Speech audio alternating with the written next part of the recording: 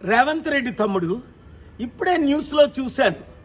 ఈరోజు నువ్వు media రిపోర్టర్స్ని attack చేయడం, అంతేకాకుండా 10 సంవత్సరాల వరకు నేనే ముఖ్యమంత్రిగా ఉంటానని.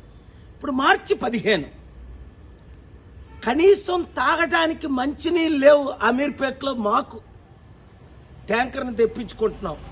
1,20,00,000 మంది హైదరాబాద్, సికింద్రాబాద్లో, 4 కోట్ల మంది తెలంగాణలో లేని మార్చిలోనే లేవంటే మరి ఏప్రిల్, మే, జూన్లో ఎలాగుంటాయి? ఒక్కసారి ఆలోచించు. ముఖ్యమంత్రి అవడం అంటే సమిట్ పెడతాను, ఇన్వెస్ట్మెంట్స్ తెస్తానన్న ధ్యానం లేదే. మరి ఇప్పుడు నువ్వేదో భారత్ సమిట్ నువ్వు పెడితే ఎవరు వస్తారు? ఒకసారి అర్థం చేసుకో, దేవుడు మనల్ని ఎందుకు కలిపాడు.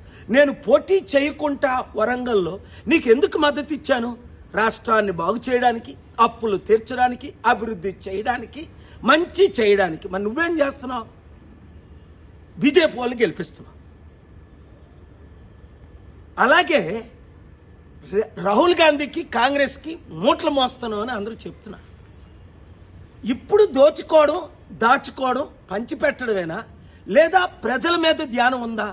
నిరుద్యోగులు ఆత్మహత్య చేసుకుంటున్నారు, రైతులు ఆత్మహత్య చేసుకుంటున్నారు, మంచినీళ్ళు లేకుండా ప్రాబ్లమ్స్ అవుతున్నాయి, విద్యా వైద్యం అన్నది కనిపించట్లేదు. 15 నెలల్లోనే నువ్వెంత ఫెయిల్డ్ ముఖ్యమంత్రి అయితే, ఒక అన్నగా, శాంతి దూతగా, నీ అడ్వైజర్గా నాకెంత బాధేస్తుంది. కనుక ఈ వీడియో చేస్తున్నాను. రేవంత్ రెడ్డిని రీచ్ అయినంత వరకు ప్రతి మీడియా వారు, ప్రతి యూట్యూబర్స్ దీన్ని షేర్ చేయండి.